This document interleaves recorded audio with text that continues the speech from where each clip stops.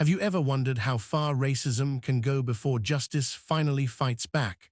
What if the person they tried to humiliate was the one they could never break? Before the story continues, tell me, where are you watching from today? Comment below. Let's see how many of us still believe in justice. It was a quiet Friday afternoon in downtown Chicago. The sun was warm, the streets alive with chatter, and Ava Johnson had just moved into the city for her new job. She wore a white blouse, carried a small purse, and smiled as she walked toward a cafe. She had no idea that in the next few minutes, her name would be known across the nation. Officer Miller stood near his patrol car, watching traffic. His cold blue eyes scanned every corner, and when he saw Ava crossing the street, something in his expression hardened.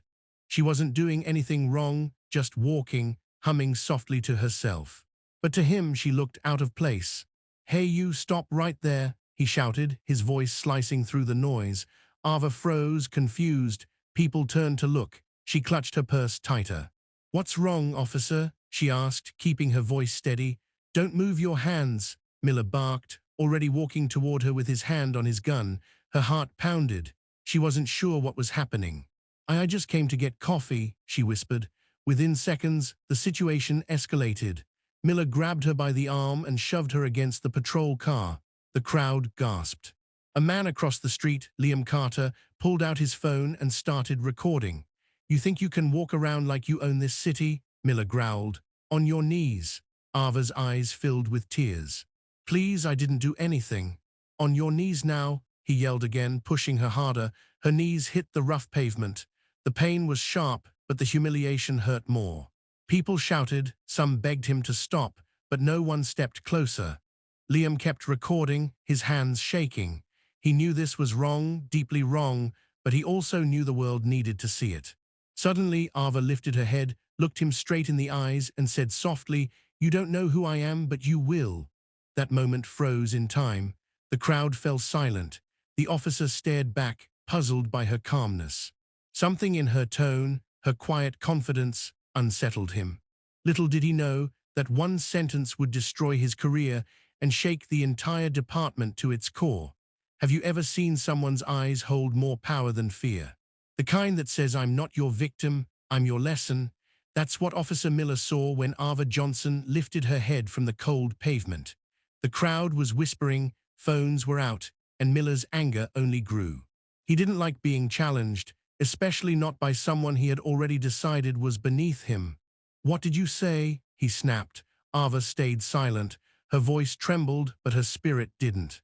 She looked up again and said calmly, "You're making the biggest mistake of your life." Miller scoffed.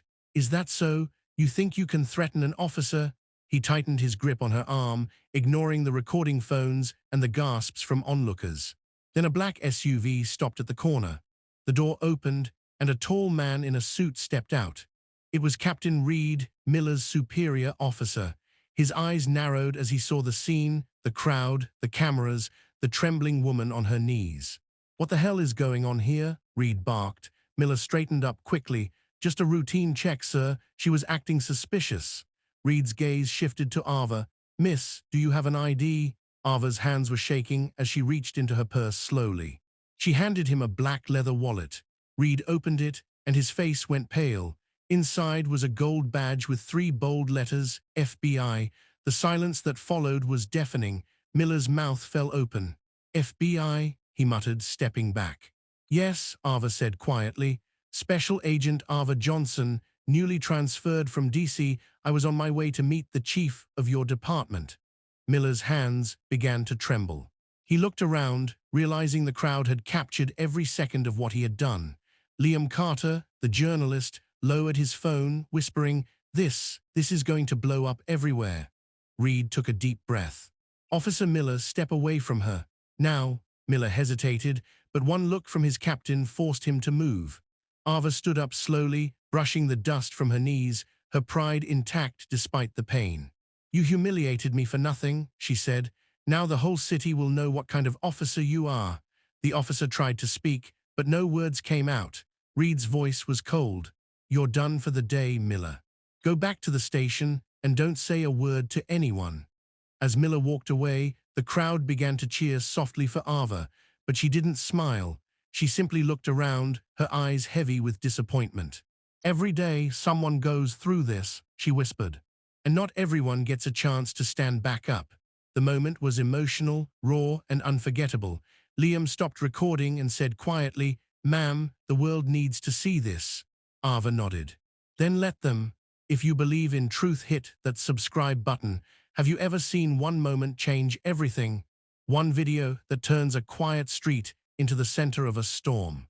That's exactly what happened the next morning in Chicago. Liam Carter uploaded the footage online at 2 a.m. He titled it, "Cop Forces Black FBI Agent to Kneel." Within hours, it exploded across every platform. Millions of views, thousands of comments. Some people were furious, others heartbroken, but everyone was talking about one thing: Ava Johnson. By sunrise, news vans lined the block. Reporters gathered in front of the Chicago Police Department, demanding answers. Officer Miller hadn't slept. His phone buzzed non-stop with messages from people calling him a racist, a disgrace, a monster in uniform. At the same time, Ava sat quietly in her apartment. She wasn't celebrating. Her hands still shook when she remembered his voice yelling, "On your knees."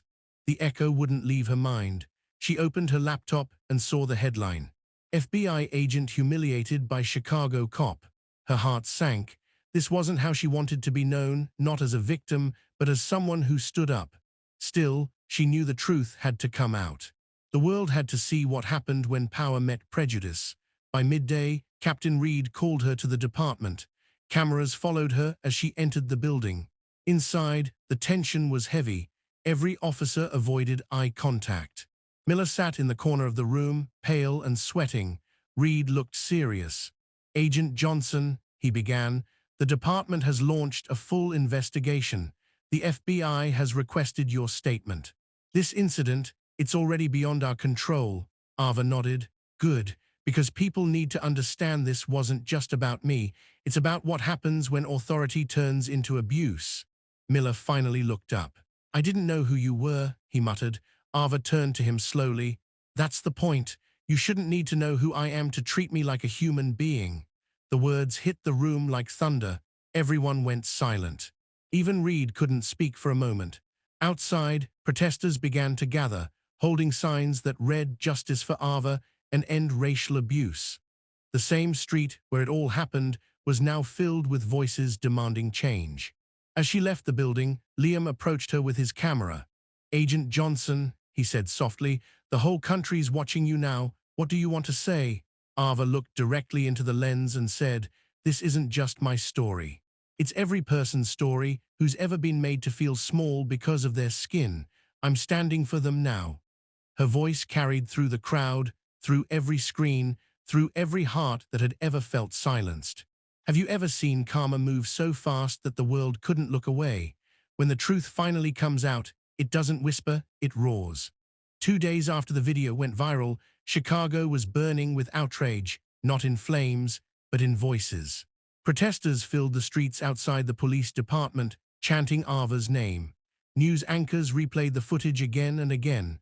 Politicians spoke out, civil rights lawyers stepped in, and every major network called it the case that exposed a department. Inside his small apartment, Officer Miller sat in the dark. His phone wouldn't stop ringing, but he didn't answer. He stared at the TV as his own face appeared on the screen.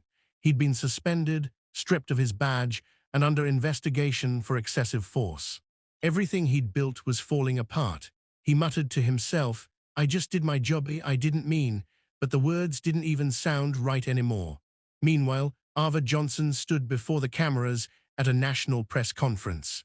She looked composed. The same woman who'd been forced to her knees now stood taller than ever. "I'm not here for revenge," she said clearly. "I'm here for change." Her words echoed across the country.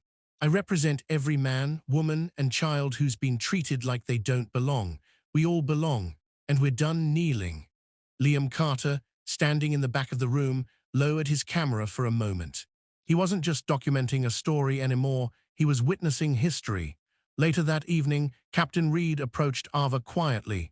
"Agent Johnson," he said, "Miller's been dismissed. The department is reviewing every case he ever touched.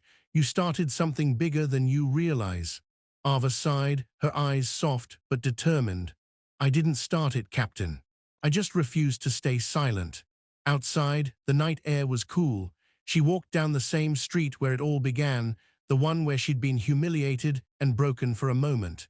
But this time, people smiled at her. A woman whispered, "You made us proud." A little black girl tugged on her mother's hand and said, "Mommy, that's her." Ava smiled, kneeling down to the girl's height. "Don't ever let anyone make you feel small," she said gently. "Your worth isn't decided by anyone in uniform, it's already written in your soul." The girl hugged her, and in that embrace, all the pain seemed to fade, replaced by hope, pride, and power. The next morning, headlines read, FBI agent sparks national police reform. From knees to power, the story of Ava Johnson.